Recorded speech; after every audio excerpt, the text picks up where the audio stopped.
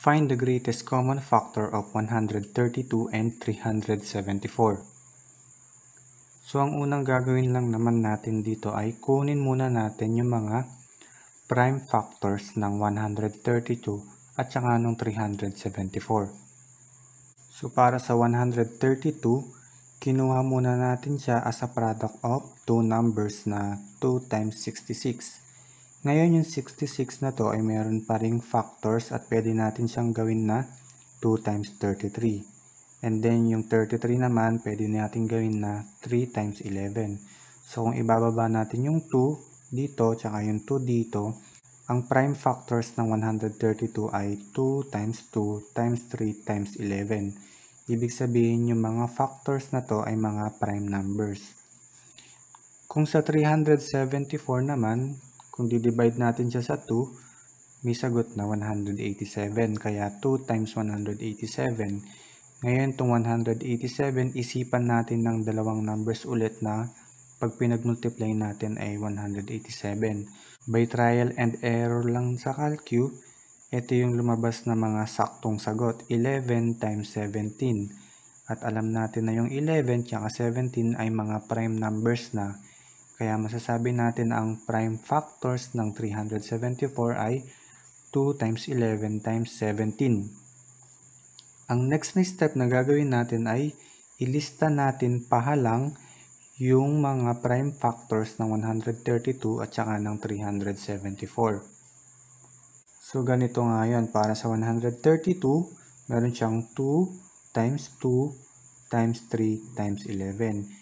Ngayon, kapag isusulat naman natin yung prime factors ng 374, itatapat natin yung mga factors ng 374 na kaparehas sa factor ng 132. So, halimbawa, ito 2. Itatapat natin siya dito sa 2 na factor ng 132. Ang next na factor ng 374 ay 11. Dito natin siya itatapat. So, times 11. Ang last factor ng 374 ay 17. Kung titingnan natin sa 132, walang factor na 17. Kaya dito natin ilalagay yung times 17. Ang next step naman para makuha natin yung GCF ay ibababa natin yung mga factors na mayroong katapat. So para nga sa GCF, ang mga factors ng 132 at ng 374 na magkatapat ay itong 2 at saka itong 11. Kaya times 11. So wala na magkatapat. Kaya ang GCF natin ay 2 times 11 na equal naman sa 22. Ito yung GCF.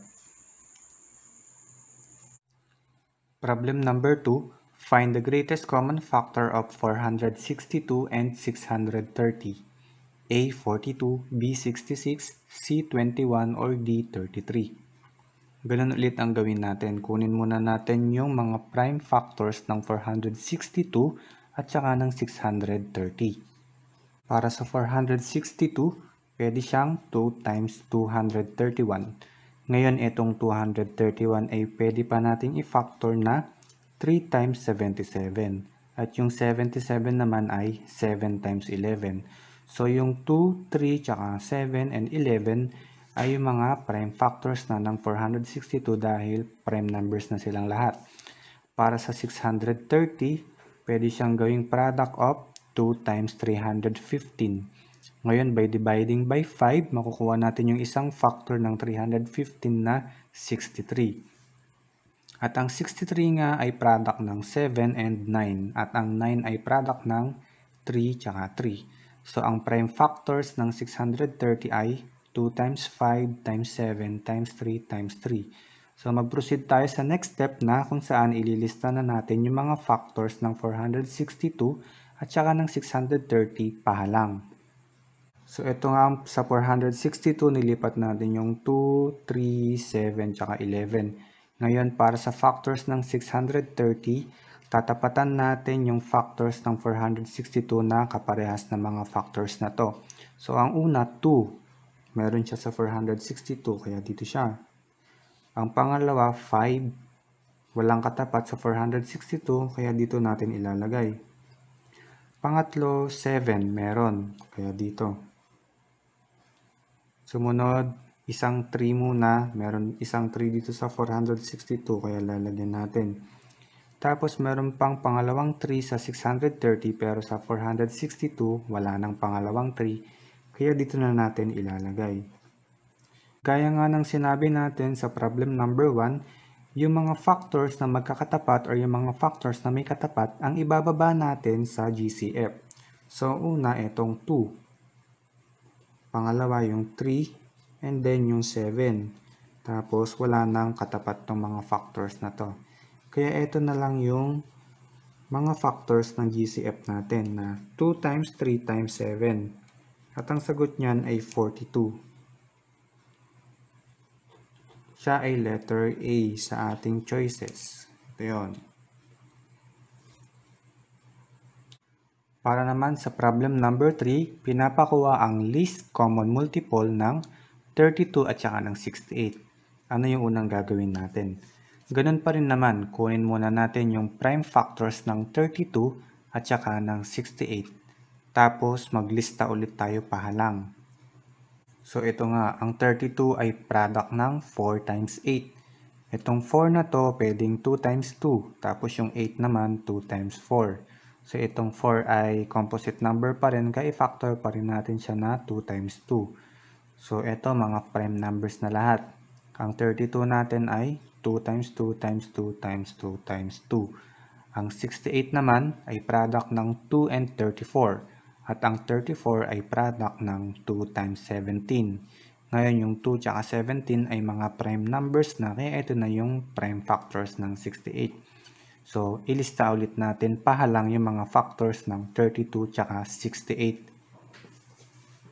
So para sa factors ng 68, tatapatan ulit natin yung mga factors ng 32 na may kaparehas sa 68.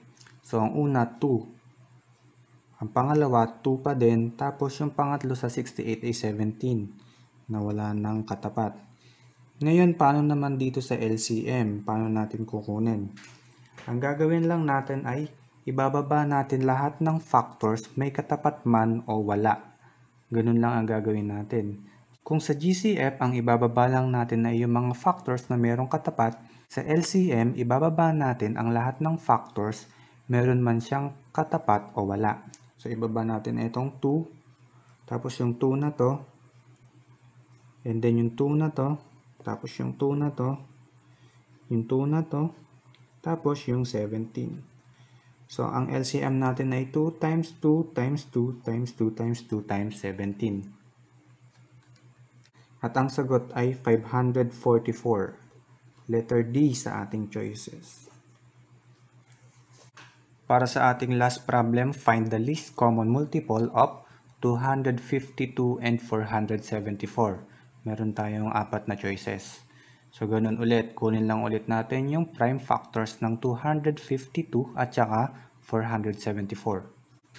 Ang 252 ay product ng 2 tsaka 126.